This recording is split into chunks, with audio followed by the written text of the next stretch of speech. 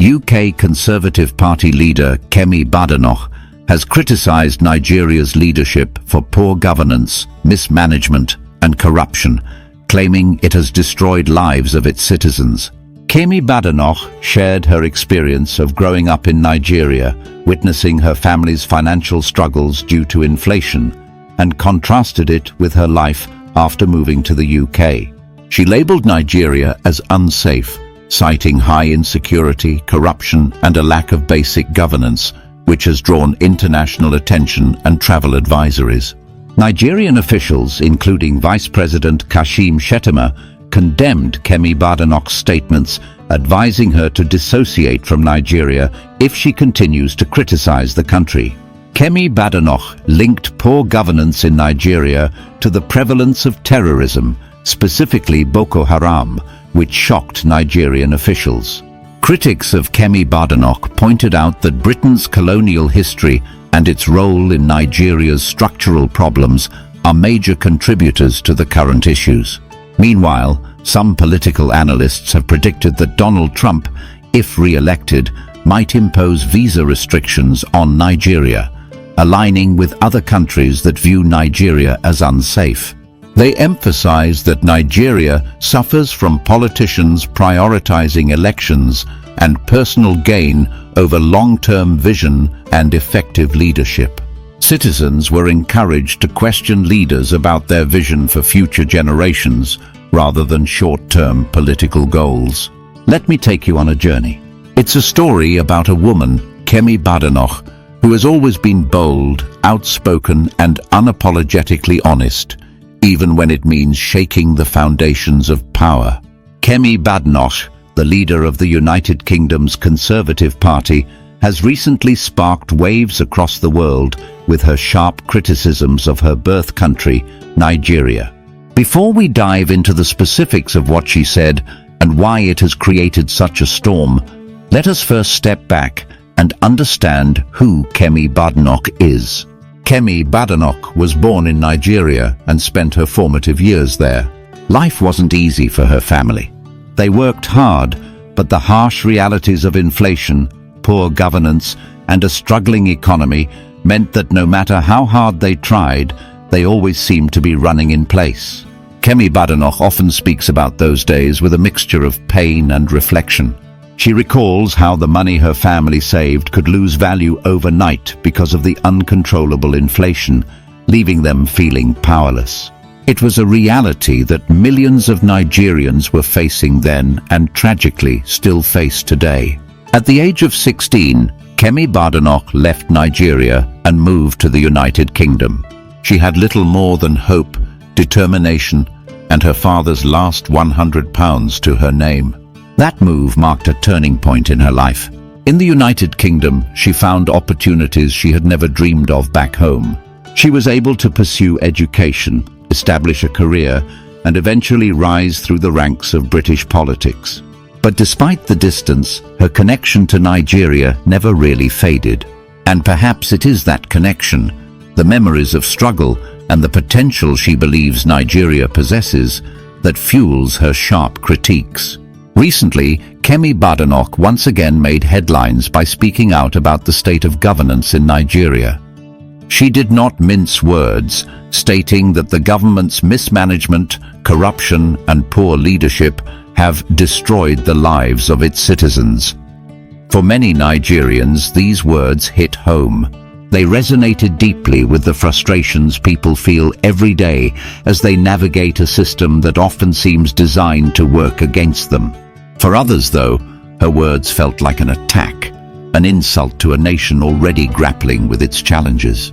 Kemi Badenoch's statements have sparked a fierce backlash from Nigerian officials, including Vice President Kashim Shettima. In a heated response, Kashim Shettima suggested that if Kemi Badenoch feels so negatively about Nigeria, she should drop the Kemi from her name entirely, symbolically severing ties with her heritage.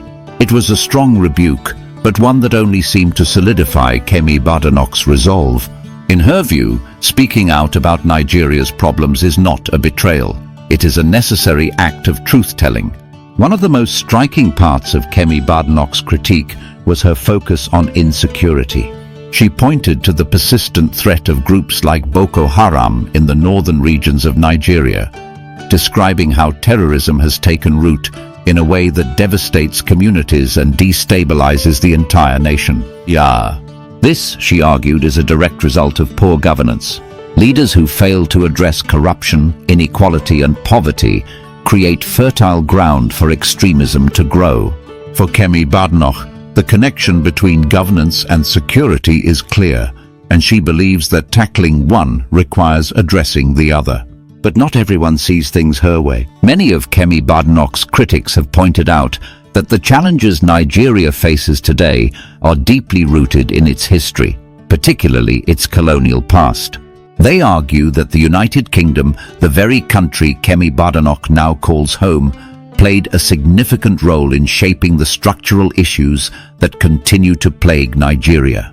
From arbitrary borders to exploitative economic policies, colonial rule left scars that have not fully healed. Some of her detractors feel that Kemi Badenoch's focus on current leadership overlooks these historical factors, making her critique seem one-sided. The conversation has also extended beyond Kemi Badenoch's specific comments to broader international perceptions of Nigeria. Analysts and political commentators have noted that Nigeria's reputation on the global stage is increasingly tied to issues of insecurity and corruption. For example, countries like Australia have already issued travel advisories warning their citizens against traveling to Nigeria, citing safety concerns. There is speculation that if former United States President Donald Trump were to return to office, he might impose visa restrictions on Nigerians, citing similar reasons. These developments add another layer of complexity to the debate, as Nigerians grapple with the impact of these perceptions on their lives and opportunities. Amid all this, Kemi Badenoch's words have sparked a broader conversation about leadership itself. She has been particularly vocal about the difference between politicians and true leaders. According to Kemi Badenoch, politicians are often focused on winning elections and staying in power, while true leaders are driven by a vision for the future, a vision that extends beyond their own lifetimes to the generations yet to come. She has encouraged Nigerians to ask tough questions of their leaders. What is their vision for the country? How do they plan to create opportunities for future generations? For some, her words are a wake-up call, a reminder that Nigeria cannot afford to ignore its challenges any longer. For others, they are a painful reminder of the complexities of the Nigerian experience, an experience shaped by both internal struggles and external forces. As we reflect on her journey and her words, it is clear that the story of Nigeria is still being written. The country faces enormous challenges, from insecurity to economic instability to questions of governance.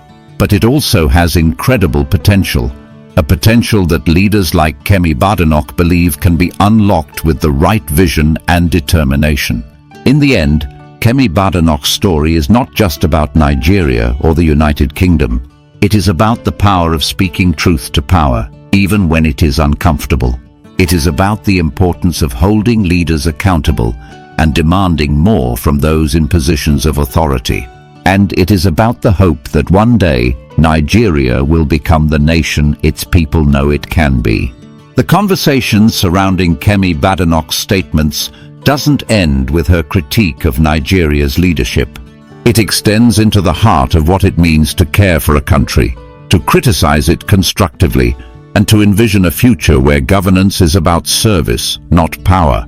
To understand this more deeply, let's explore the broader implications of what she has said and how it resonates with ordinary Nigerians. For many Nigerians, Kemi Badenoch's comments reflect their everyday realities. People often wake up with uncertainty about what the day holds, not because of personal failings, but because of systemic issues that seem almost insurmountable. The economy, for instance, remains a major source of frustration. Inflation has eroded the value of money, making it harder for families to afford basic necessities. Businesses struggle to survive in an environment plagued by inconsistent policies, poor infrastructure and corruption at nearly every level. It's a cycle that feels endless, and for many, Kemi Badenoch's words ring painfully true. Nigeria's governance has indeed left lives in ruins. But not everyone agrees with her approach. Some critics argue that by airing these grievances so publicly, especially on international platforms, Kemi Badenoch is damaging Nigeria's reputation. They believe such criticisms should be kept within the country, dealt with privately, rather than broadcast to the world. Others feel that her position as a leader in the United Kingdom complicates things. Is she speaking as a Nigerian who wants better for her homeland, or as a British politician who sees Nigeria's struggles as a cautionary tale for her own country? These questions add layers to an already complex conversation. One of the most emotional aspects of Kemi Badenoch's critique is her focus on security. The terror wrought by groups like Boko Haram has left deep scars on the nation. In the northern regions of Nigeria, entire communities have been displaced, lives lost, and futures derailed. Parents send their children to school with a prayer that they will come back home safely. A prayer that, tragically, is not always answered. The fear is palpable, and for those living in these areas, Kemi Badenoch's words about insecurity hit home. She sees this as a failure of leadership, a lack of accountability, and a reflection of misplaced priorities. Nigerian officials, however, see things differently. Vice President Kashim Shettima, for example, has been vocal in his defense of the government. What angered the Nigerian government is that Kemi Badenoch is saying that she have experienced the government that destroying lives. Yeah, the government that destroying lives. In other words, Nigerian government destroying lives. Hello, what she said, is it true or false? Remember that I am after, is it true or false? So no matter what someone said about me, about anybody, about my father, about my family, about myself, the first question that comes to my mind, what the person is saying, is it true or false? So what we are going to look into before you criticize this lady, before you curse her, before you call her names, what she said, is it true or false? Because if at the end you come out to find out that this is actually true, especially for those of you who are not in Nigeria, but for those of us who have been in Nigeria, Nigerian government destroying lives, and they are still doing it. Many people are dying. Everybody in Nigeria, they are on a death row, and this is what I mean by a death row. You don't know what could happen next. You might just come out, a stray bullet hits you. You might just come out, see kidnappers, you tend to run, they shoot you dead. You might just come out, a tanker explode, and amidst all these things, government is not compensating you. They destroy destinies, the hope of the people, the youth with aspiration. Their dreams are being shattered every day because of, lack of, lack of good governance. What should I say? Because Nigeria cannot work. That is the reality. Our hopes, our aspiration, every dream I have today, I have to work it out. You can't have hope that government is going to help you tomorrow. And if you even have hope that government is going to help you, meaning you've got to join the corruption league. You've got to join the league of bowing down to what you never wanted in your life. You have to compromise your integrity, compromise your belief, compromise your faith, support iniquity, support evil for you to benefit from the government. This structure was laid down by Britain. It's evil. We must condemn it. However, let's have it in mind that we have not forgiven Britain, because Britain has not left Nigeria. They are still doing evil things against Nigeria. So that is the angle I want Kemi Badenoch to look into. That Nigeria as an entity destroying lives was masterminded by the Great Britain, whether they are great or not, but they call them the Great Britain. Don't ever believe that a politician is a leader. Don't ever believe that. Because the system that we have produces politicians. It doesn't produce leaders. And so you can have a politician who knows nothing about leadership and he's leading you. Politicians are concerned about the next election. That's all they're interested in. That's why they cannot be leaders. But leaders are different. Leaders are concerned about the next generation. I want you to compare those two thoughts the next time you have a politician come to your house wanting to vie for your vote. Just ask him, what is your vision for my children? I will sit and listen for 20 minutes for you to tell me what it is. He will leave your house because he has no interest in your children's children.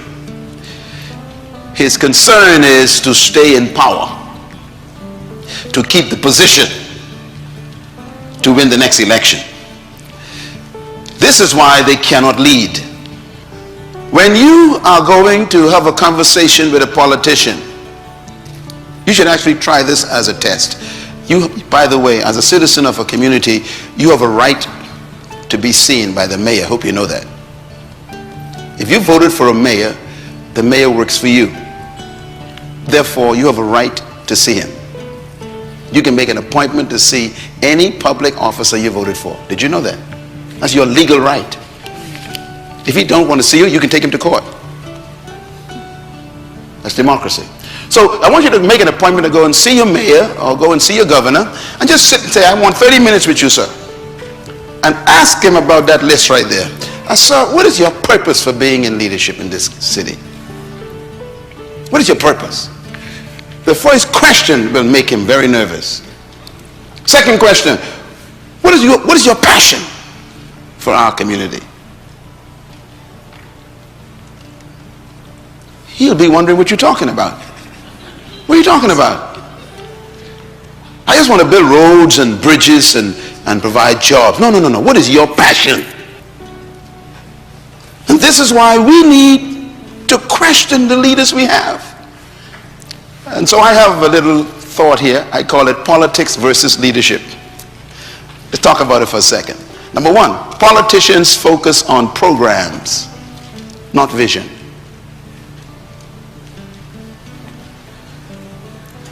Number two, politicians' priority is securing the next election, not securing the next generation. Their focus is different. Number three, politicians are preoccupied with promises, not purpose. What we need is statesmen, stateswomen. We don't need more politicians. A statesman is an interesting human. A statesman thinks of the next generation. This is the end of our news update. Please click the icon on the top right corner of your screen to watch my next video. You will enjoy it. I will see you again in my next update. Enjoy the rest of your day. Goodbye for now.